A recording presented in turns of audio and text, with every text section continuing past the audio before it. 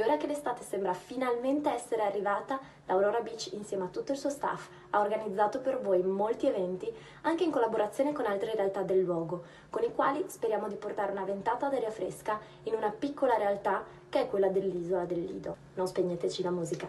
I gestori dei chioschi sul lungomare Marconi e D'Annunzio al Lido di Venezia lanciano un messaggio chiaro: lasciateci la musica, l'isola ha voglia di far festa.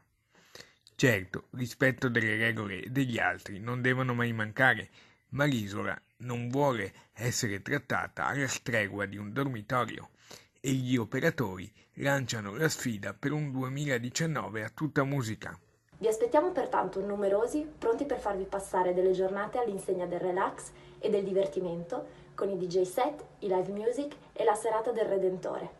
L'Aurora Beach è alla sua quinta stagione, ma l'appello coinvolge tutti i gestori dei chioschi sul lungomare lidense, che invitano i residenti, anche i più sedentari, a un po' di elasticità e tolleranza per far rivivere l'ex Isola d'Oro nel suo momento clou.